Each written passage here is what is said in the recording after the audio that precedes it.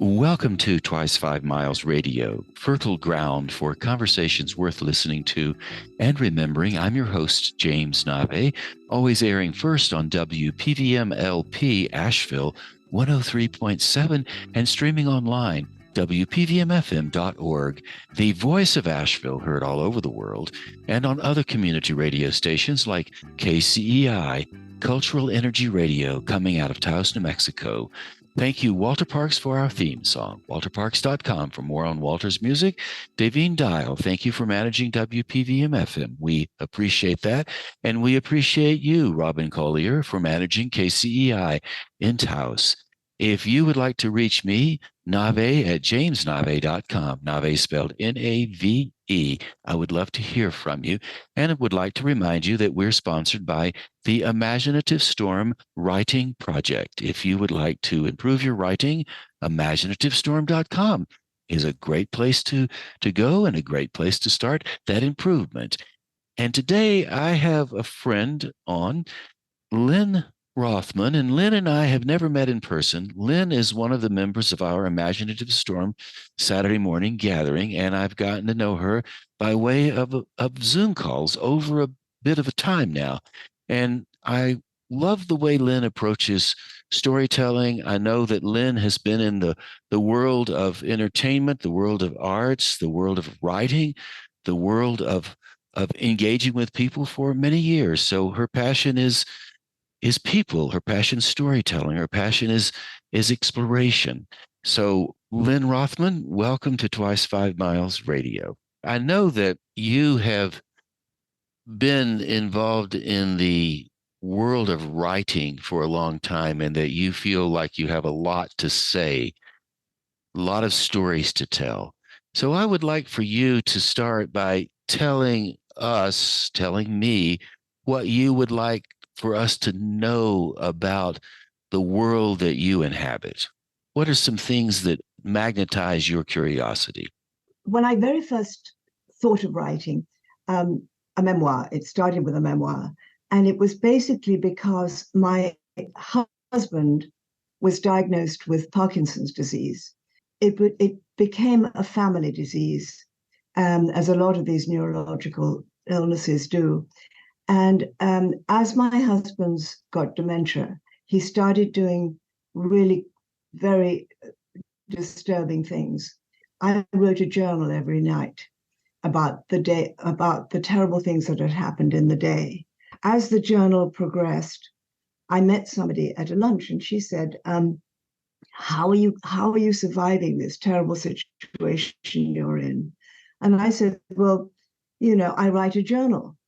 And it was just because I've always loved writing. And she said, oh, come to my writing group. And so on a Saturday, and, people often say things like, I'll do this, I'll ring you. And they never do. And I thought it was just lunchtime chat. But that afternoon she rang me. She came and picked me up, took me to the writing group. And it all started from there. And that was probably now 16 years ago, I suppose. Oh, no, more than that, 17 years ago. And what we did at that writing group was the person who was our mentor, there were about probably 10 or 12 of us in his sitting room, and his wife cooked us lunch, and he would listen to our stories, and he would then comment. Nobody else could comment, only he could comment. And they were quite brash comments. And I didn't know how to write at the time. And I remember I was terribly embarrassed when he would criticize, and say, well, I remember saying something like, I was walking into a hospital to see my husband, who was he had all sorts of wires everywhere. I got to the door and I opened the door and I said, and I was so horrified to see my husband lying in bed. And so he said, stop there. That's not how you felt. What did you do? And I said, well, I was horrified. And he said, no, you weren't horrified. He said, did your mouth dry up? Did your stomach start churning? How did you feel? Did you lean against the doorpost? Did you look out of the window? Did you see who else was in the room? and that was sort of the beginning of my being able to write about feelings. And I think now, with your 10-minute, what I've learned with you and Allegra is how to précis those feelings, when I'm trying to write them. Your husband's Parkinson's disease, when you say that's the motivation for you to write the memoir, what kind of story or what kind of information would you like for us to understand about that experience you had with his disease? You said it became the family disease. Tell me more about what you mean by the family disease. Well, in my case, there were, everybody's different, but I've discovered now, because I started a foundation for Parkinson's disease when he developed it. So I do know a little bit about the side effects of the medication. And one of them, people can turn into gamblers, is one thing. Sexual problems is another. And one of the first things he did was to give all our money to his son, because we wanted to live in America. And his son proceeded to invest the money. He wasn't an investor. He was in the film industry, and things started to go wrong. And then we were having to sell things it was a financial problem, basically. And I had no idea about our finances. I always worked. I was a decorator, and I kept my own life going. And I had no idea he had a secretary. So, he looked over the bank statements and the wills and all that sort of thing. I had no idea about anything to do with finance. I'd never bought an airline ticket. I'd never looked at my health insurance or done any of that. He did everything. He had a secretary. And so I got on with my work and he did all that. And that's why I thought it was important for me to write how these things can affect a family. Because, or a woman who should, for us to rely on men for absolutely everything, which I did because I'm from that generation. I'm 80, and my generation, the man looked after you and he did all that stuff. And it's such a mistake. And I know because we went through it. We really suffered as a family until he died, really, and trying to sort it all out. When did you start to understand that it was a mistake? And it is true, you said, well, I grew up in the generation where the man took care of everything. At what point did you start to realize, hey, this needs to be looked at closely? This needs some revision. I need to take my own flag and plant it in my own ground. I need my own sovereignty. When did that happen for you? 65-ish sort of age. I can't even add up. I was and to look at a bank statement or a spreadsheet or something. But what I did realize was that we were losing money and that things were becoming very difficult and credit cards were being cancelled.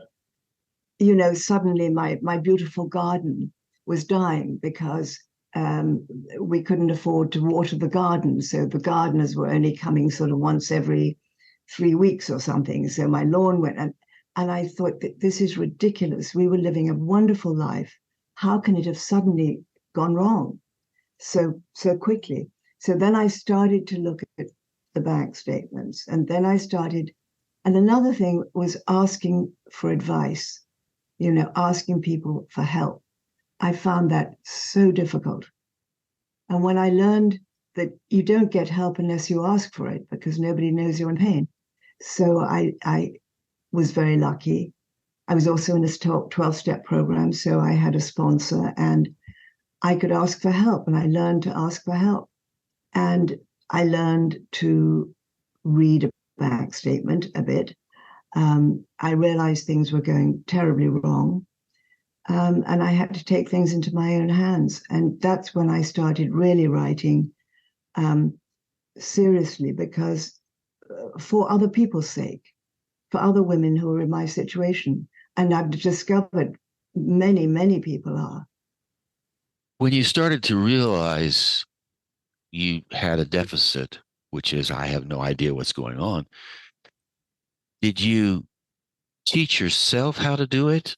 Or did you reach out to other people and ask them to show you what to do? Because when you're managing finances, if you have no idea how that works, that's a bit of a learning curve. Did you handle that on your own or what? No, no, no, no, no. I, I asked friends who I trusted, who I'd come to trust, for advice, and I took the bank statements to them, and I said, "Am I right? Is this not correct? It seems as though we're losing loads of money. Where's it going to?" Um, and they were a tremendous help. And what I didn't want was I wanted to have my own team as opposed to my husband's team. So I started just getting my own people around me. Like, the bookkeeper, for instance, was paid by my stepson. And so I didn't quite trust what she was doing, because she must have been going through the books and looking at all the numbers, but not telling me. So I got a separate person to come in and check all that. So it was quite. I suddenly came into my own, and I had strength that I didn't know I had. When you came into your own around the finances and dealing with the business, how did that coming into your own transfer to other parts of your life? How did it give you strength in other areas? Because when one starts to realize I have strength, other areas strengthen as well. Yeah. Well, I got very, very involved in my husband's illness and Parkinson's, and I got very involved. This is in England, in the foundation that I started. It was for a new operation called deep brain stimulation, and it was a very experimental operation at the time, and I had great faith in that it would be successful, because I'd met somebody who had it in France, an Englishman journalist, and he'd written about it. And I rang him at the Financial Times. He was the African editor. And I rang him and I said, I've just read about this operation. He answered the telephone a month after the operation, and it's a brain operation. He came to see me, and that's how it all started. And I realized that I knew how to do this. I started with a friend, an AIDS charity in England in 1985. So I learned a lot. She was American. I've learned a lot from her about fundraising. And they needed funding for the operation. So during the time of funding, I had to learn about it. And I realized that I went to every lecture. I read everything I could about the operation and about Parkinson's and about neurological disorders and movement disorders.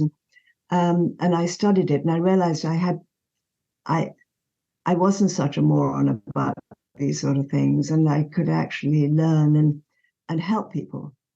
Could you help us right now understand the basis of Parkinson's? I have a dear friend whom I've known since I was a lad, my early 20s.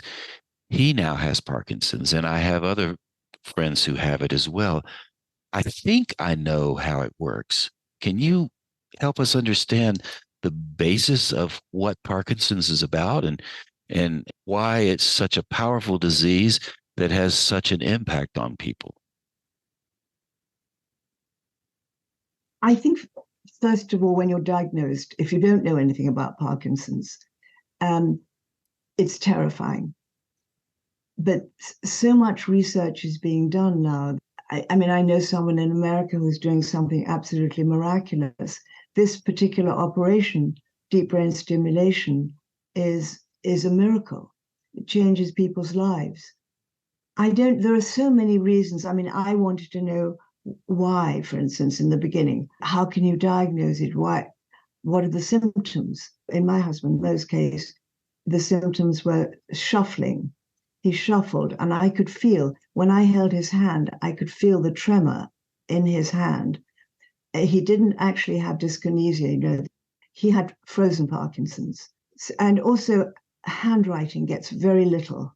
Your handwriting decreases. So I learned, how to help people with that. You press very hard and write very slowly on the page.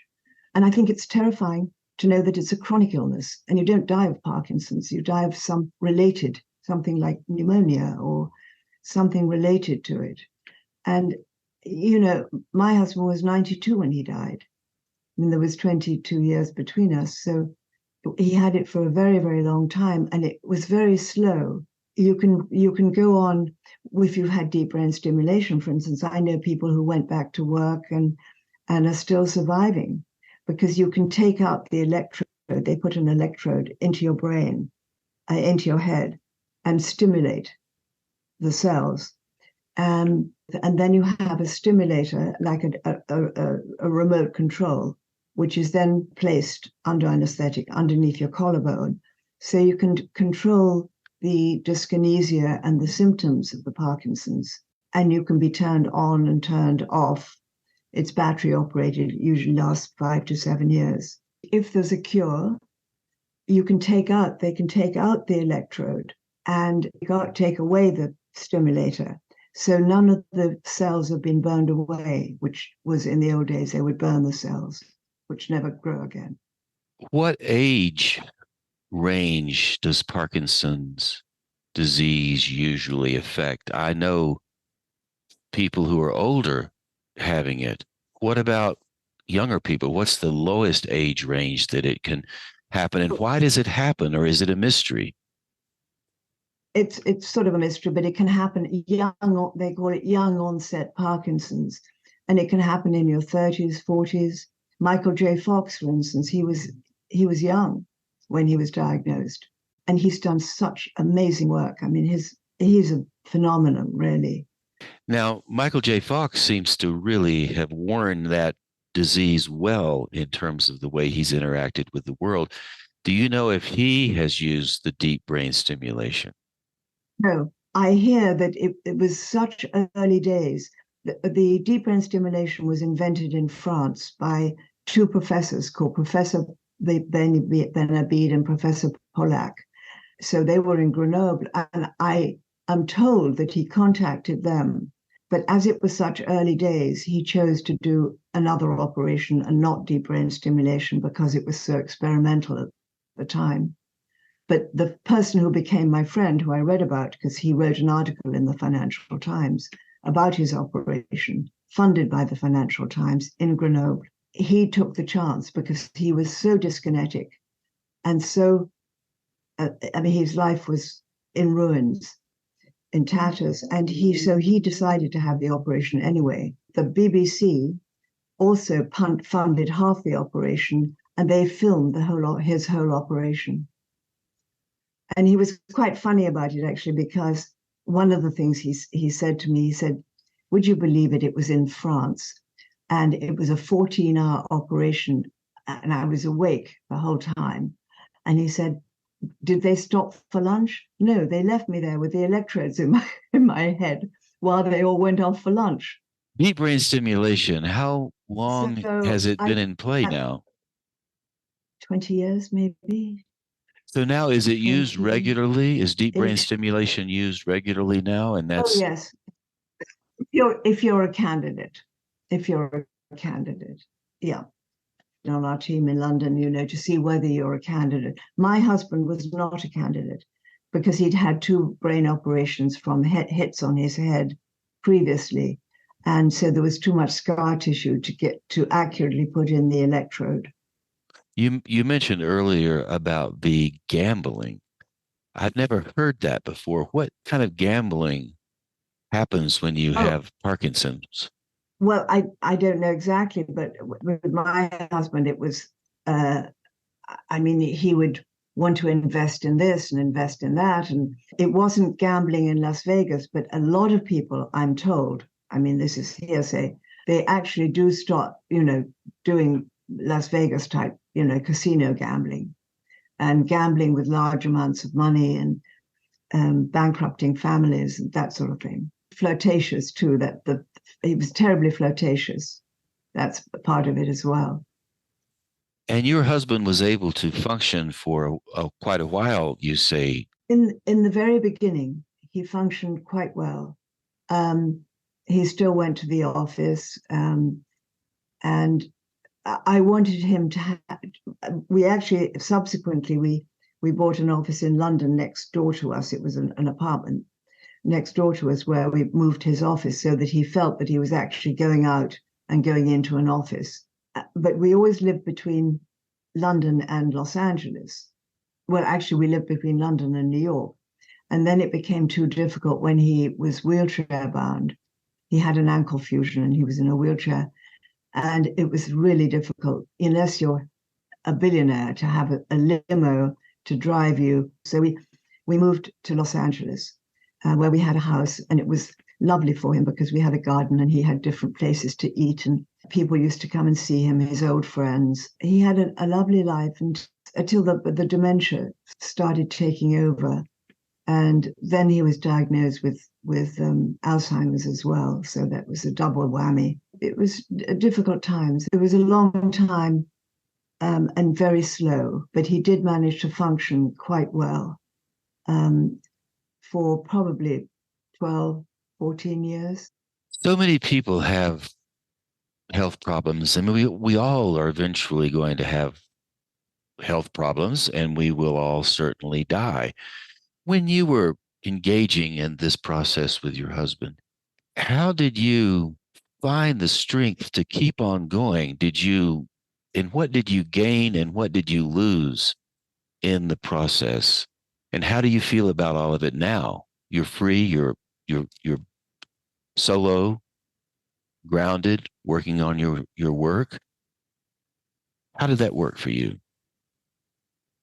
I was really lucky, and I'm blowing my own anonymity because it's an anonymous program, but I was in AA from 1985. So I had that 12-step program behind me, and the people who I'd met, and we were talking about sharing, earlier, and I learned to share in the meetings. I didn't say a word for years, but then I learned to share. I learned to ask for help.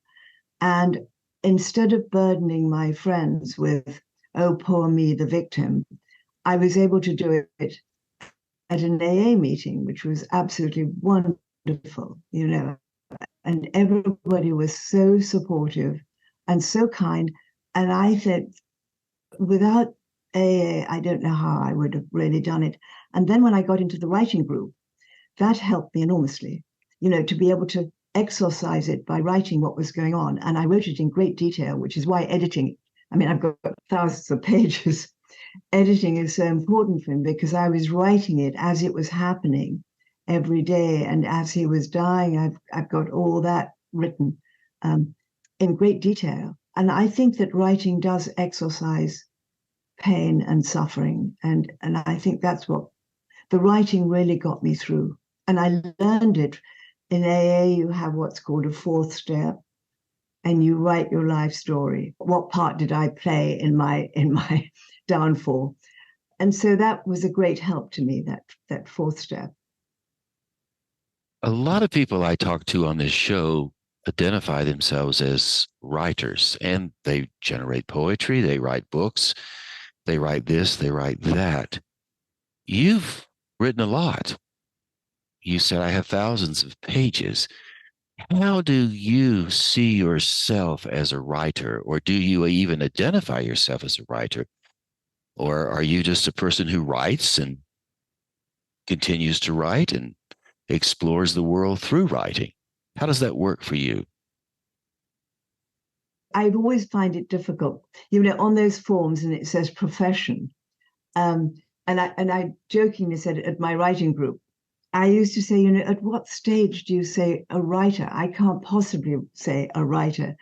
And so I remember my mentor, he said to me, but do you write? And I said, yes, all the time. And he said, in that case, you're a writer. So that made it sort of a little bit easier for me. I don't identify as a writer, but I write. I mean, I write every day. I love writing. It's become such a big part of my life. So I suppose I'm a writer. It's interesting because I don't identify myself as a writer either.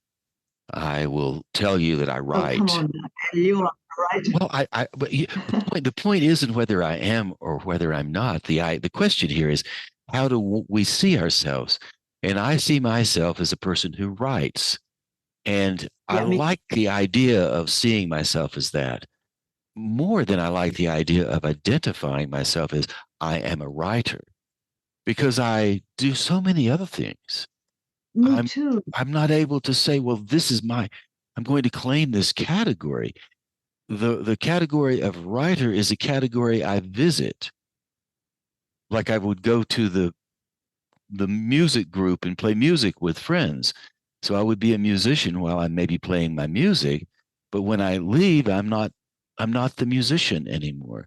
And I love the freedom of thinking like that rather than a more narrow category. Now, I do know people, and I know you've been in the entertainment world and you've encountered lots and lots of people that do lots and lots of things. And I do know people who write and they do it for a living and they'll say, I'm a writer, I do it for a living.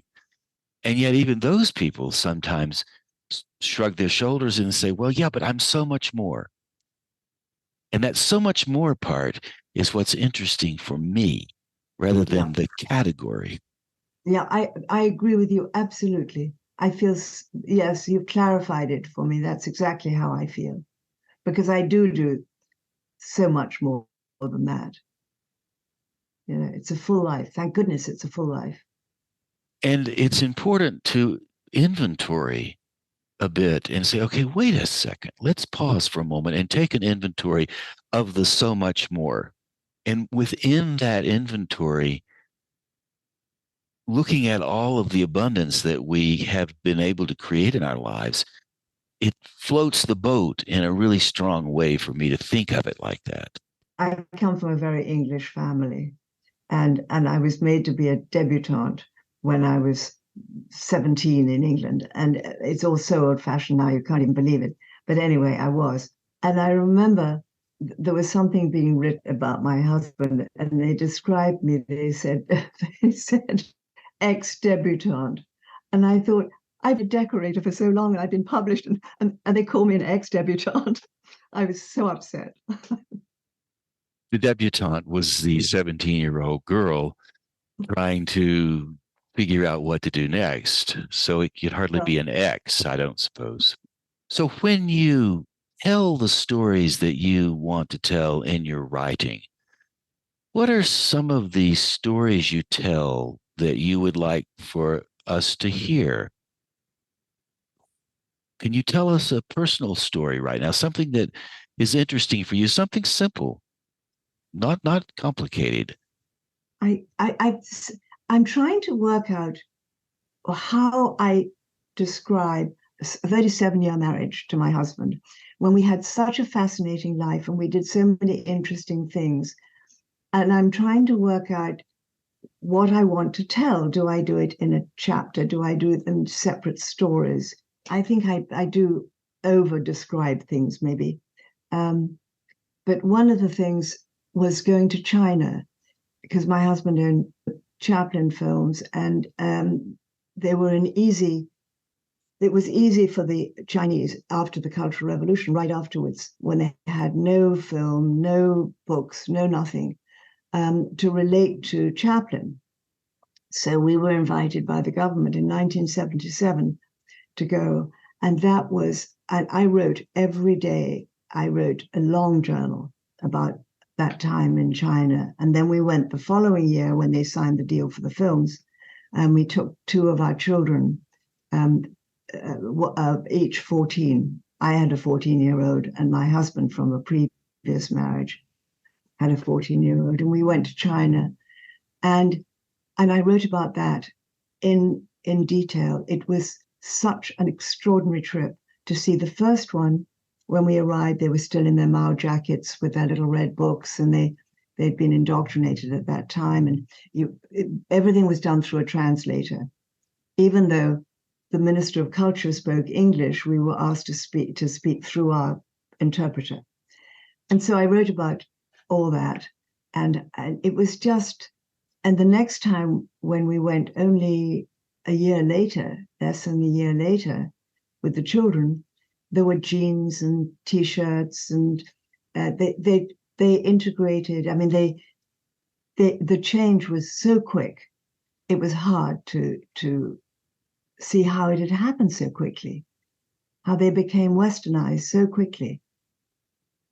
So that was something that it was one incident in my life that I'd like to write about. How do you think that happened? What caused that change so fast? I suppose media, maybe, and tourists, because when we went, Americans weren't allowed in, and my husband was Canadian, so that's how they could invite us, because he was Canadian. And you went there to make a film, or you went there to do research, or what was the purpose of the trip? Oh, they wanted to buy the library. They wanted to buy the Charlie Chaplin library, all the films, to show them in China. So they took us everywhere. I mean, they took us on a trip all over China and everywhere that they wanted us to see, of course, nowhere they didn't want us to see. He bought the library from Charlie, 50-50 with the family. And he brought Charlie back to America. He got him his knighthood in England. He distributed him all over the world. Fun enough, Tokyo, the Japanese were his best market. It was extraordinary. So we spent some time in Japan, and it was very exciting times. And of course, bringing Charlie back to America, and he got him his Lifetime Achievement Award, and those were wonderful days. In those days, all of that happened a long time ago. Yeah.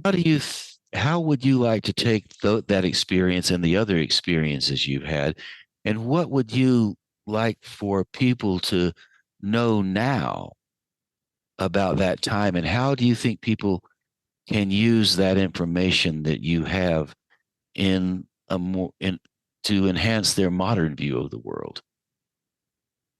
Do you mean when I do a rewrite of what I wrote and felt back then? Mm-hmm. Yeah. And how I now in present day feel about it. Right. I think I'd have to reread what I wrote back then to be able to answer your question, because I can't think of having done it any differently. I mean, I can still feel that excitement of going to China for the first time, and the excitement, and that is different now, because I frankly don't want to travel anymore. I've just been to London, and the airport was a nightmare. My seat coming back was cancelled, and it was all, the excitement of travel nowadays is not what it was back then. I used to think about my packing weeks before, what am I going to take and how, and there was no problem about taking, the luggage getting lost. It was always fine. You could check in whatever you liked. Another thing that I like to write about, and I feel differently about now, was going to the Only Film Festival in Manila and staying in the Malacanang Palace with the Marcoses. I mean, had I known then what I know about her now, I don't know whether I would have wanted to stay with her in her Malacanang Palace and have her take me around her shoe collection and her everything, and the hobnob in her nightclub. I think I've grown a lot since then, and I realized how terrible that time was. I mean, we didn't know at the time what was really going on. The reason I'm interested in the Philippines, Manila, is because I've been there a lot over the last few years, and I've spent a lot of time there. And I do know that the Imelda Marcos and Ferdinand Marcos started out really wanting to make the Philippines better, and then they ended up becoming really, really corrupt. And so when you were there, you must have been kind of in the middle of their reign, not aware of their corruption. Is that what you're saying? Yeah, I wasn't aware of the corruption. I mean, one of the horrors that I found out afterwards through a journalist friend of mine who was there covering the film festival. She took us the first night we arrived. We arrived in the afternoon. She didn't even give me time to change. She got a group of us who was staying with her, about four of us, and took us to see the film palace, what she called her film palace. We drove up this long drive, and there were trees on the road as we drove up to the film palace, unplanted. And and then there was this huge, what was going to be, she said, there's going to be a fountain there. And the festival was opening the following day. And I said, but Madam Marcos, how can you, I mean, how can it open? You know, the trees aren't planted. And she said, oh, um, these these are all my people. They love me. They're going to work all night and they'll get it done for me. And she stopped this little minibus thing and she got out and was embracing these poor, thin workers who were going to work all night. And then I discovered, when I got back to England from my journalist friend, that the film palace was such a rush job. It went up floor after floor, and a cement mixer fell, and the cement went down the building, and it took with it a lot of the workers who were on lower floors, and they all died, you know, they were killed. And she didn't stop, she hushed it all up, didn't stop the building works. And the workers are still buried in that film palace. It was such a horror story. I couldn't believe anyone could be so. Anyway, now that the Filipinos, I don't know whether you've ever heard that, they feel it's haunted, and people go and pray outside because the bodies are still there. I have actually heard that story, and I have talked to people who have prayed outside that place. Now that I think about it, Manila is quite a thriving place right now. 20 million people. Everybody's really, really working hard. Although I heard today from Tish, whom I've been with for 18 years, she lives in Manila. So I go there a lot. So I'm quite connected to the place. The temperature is hot now, like it is in the other parts of the world. So it's a really dynamic place. And yet the Marcos's regime did take a lot. Now, Junior, Ferdinand Junior, Bongbong Marcos is now, President Marcos is now the junior. He's there.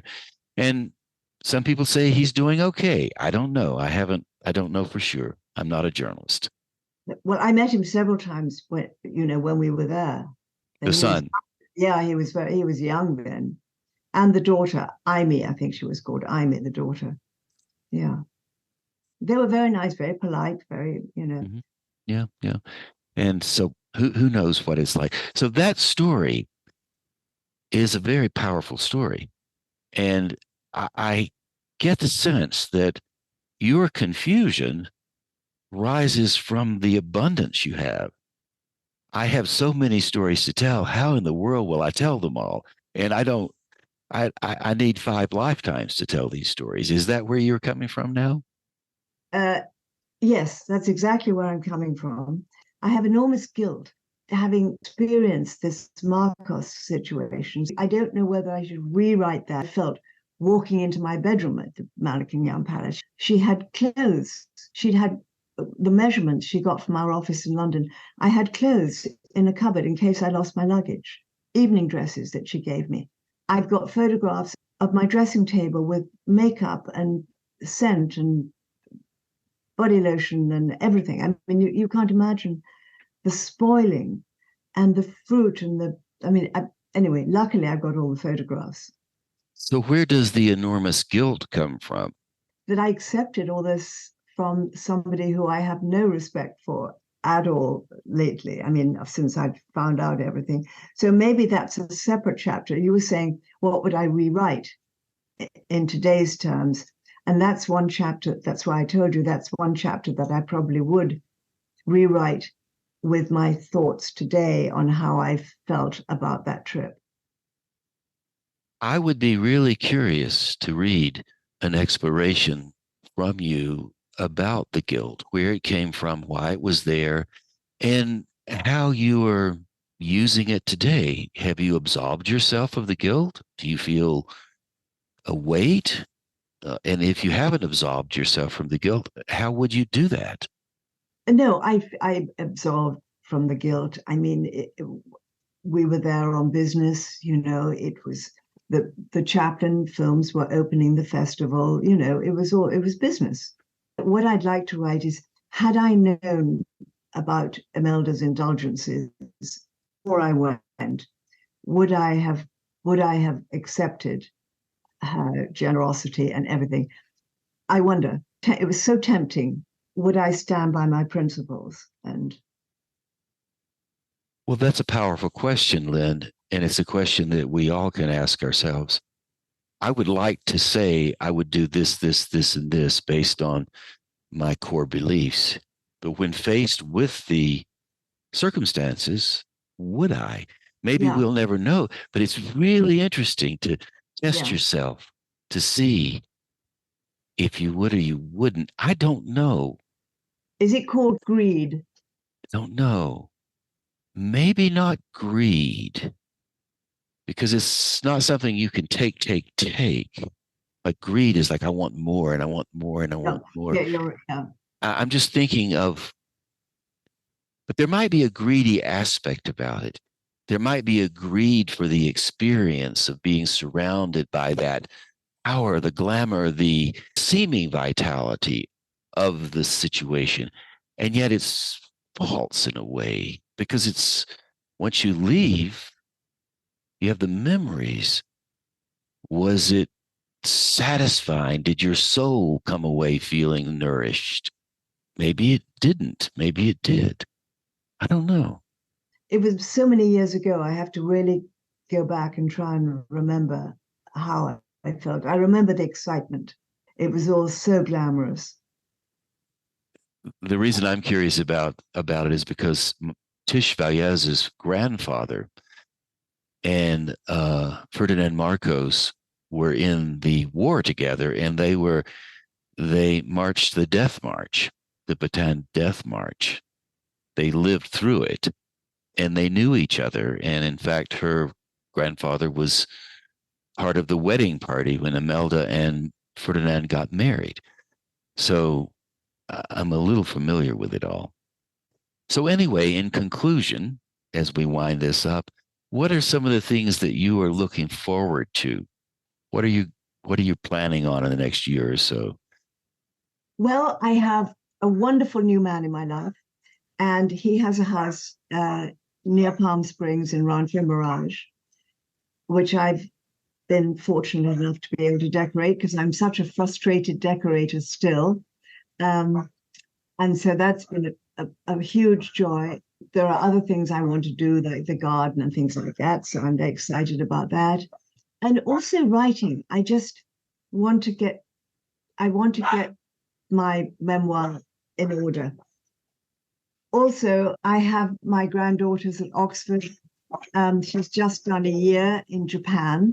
She's studying Japanese, and she's coming to stay with me on her way back to Oxford from Tokyo, or Osaka, actually.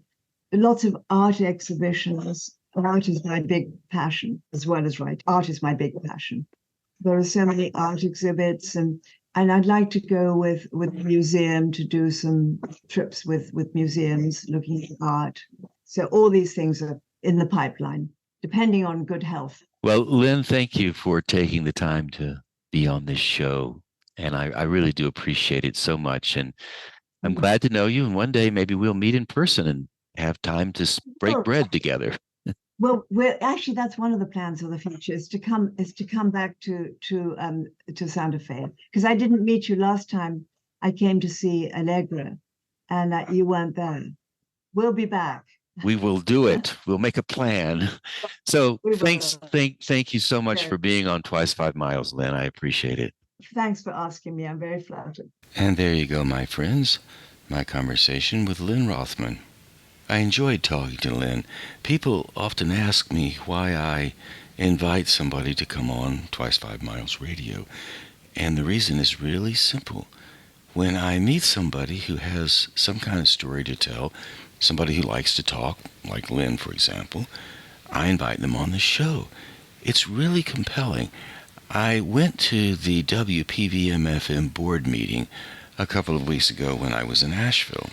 At the meeting, Daveen Dial, who manages WPVM-FM and is also the director of the nonprofit that holds the license for WPVM-FM, mentioned to me that I had been on the air every week for 6.5 years, going on 7 years.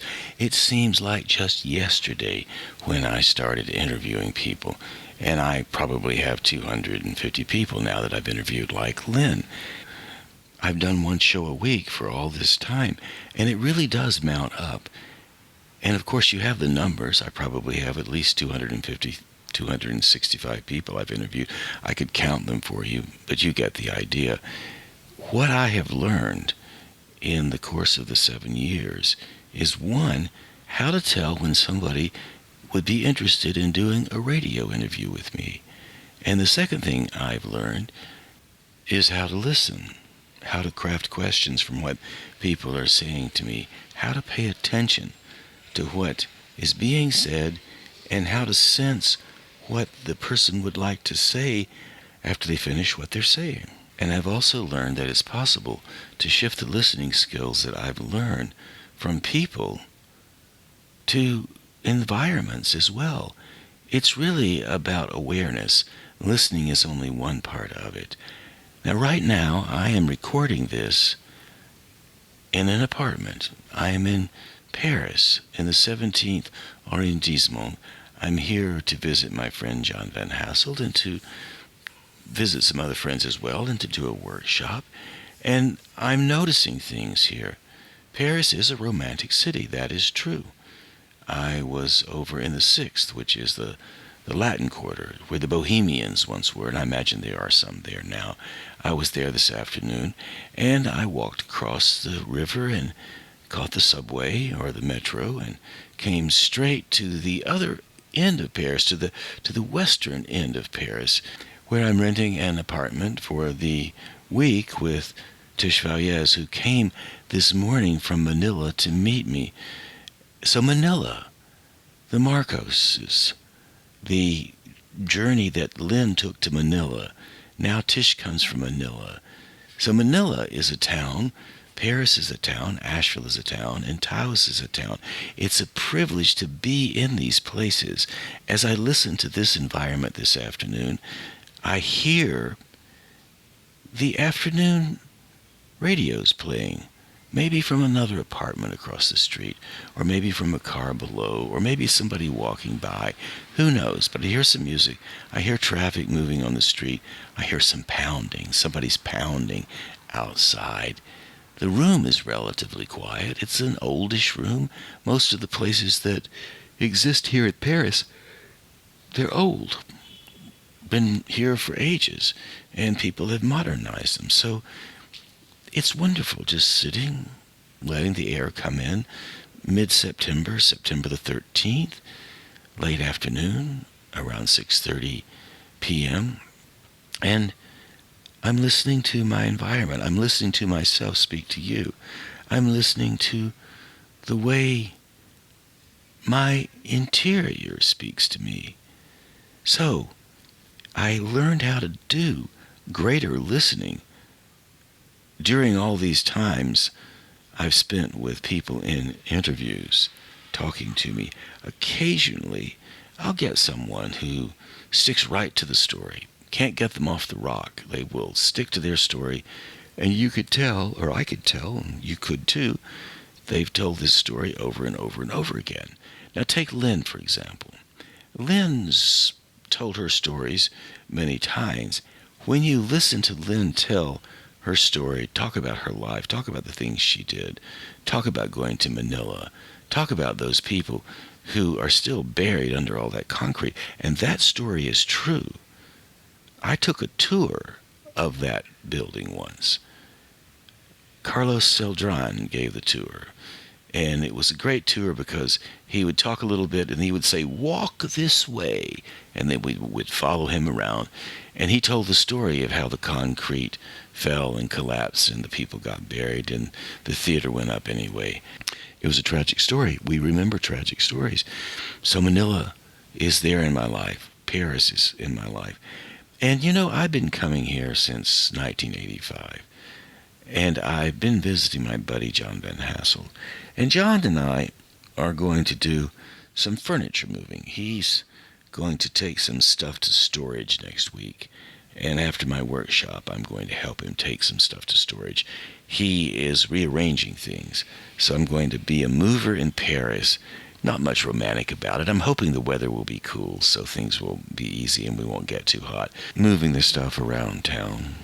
I'm almost to the end of the show, and so what I would like to do is a little improvisational poem about where I am right now. And it's also about listening to my interior. So I'm going to offer you something. It doesn't exist until now. I move slightly to the left. Lean into a breeze. Window open. Noises bouncing from the walls.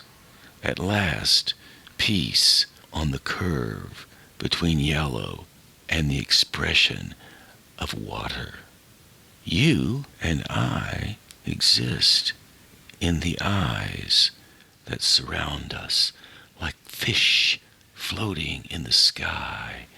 Tonight, without stars, I will find my way to nowhere, and in that place I will settle like silk settles on somebody's face at the end of a day. I once was born in a moment that vanished fast like the flash of the night on top of the sky that fell when the world became its circle. A moment surrounding a moment in the middle of a time like right now on this couch looking out the window, evening passing like the splash on a sheer curtain when the candles come on. And that was a little improv to sorbet the closing time we have together. I like to do those improvs, and I call them improvisational poems. Might not be improvisational as much as listening poems. I just sit and wait for a thought to appear. It's different than meditation. When you sit in meditation, you are supposed to have no thoughts. And yet when you're in meditation, thoughts appear. So this is, in a sense, a meditation in hopes of appearing thoughts. And guess what? They always do. And instead of me trying to think of something important to say, I just listen to whatever's there and say it. And then after that I can transcribe it. And then take a look at it. Maybe something will be there, something interesting that will catch your eye, catch your ear, make you think, I could develop this into a piece of writing, or not. Does it matter? Probably does. What matters is if you want to develop it, develop it. If you want to move on and come back the next day and do another one, perfectly all right. It's just fun to let that happen, to listen to those beats. And it's also been fun having you on the show. I couldn't create these shows without listeners, so thank you ever so much for listening to Twice 5 Miles Radio, and I always air this show first on WPVM-LP Asheville 103.7, and I stream it online, WPVMFM.org, the voice of Asheville heard all over the world, and on other community radio stations like KCEI, Cultural Energy Radio, coming out of Taos, New Mexico. Thank you, Devine Dial, for managing WPVM-FM. Thank you, Robin Collier, for managing KCEI in Taos, Cultural Energy Radio. Thank you, Walter Parks, for our theme song, walterparks.com. For more on Walter's music, and you can always reach out to me, and I would love to hear from you. Please send me an email sometime. I'd like to know what your news is. My address is navé@jamesnavé.com. Send your stories. Love to hear them. So thank you ever so much, like I said, for tuning in. And one other thing before I go, we're sponsored by the Imaginative Storm Writing Project. If you'd like to improve your chops, your writing chops, imaginativestorm.com is a good place to do that. So there you go. That's about it for now. Sitting here on a bed in Paris, France, I bid you a fond farewell and hope you come back again sometime soon. Till then, I'll catch you on that turnaround somewhere down the line.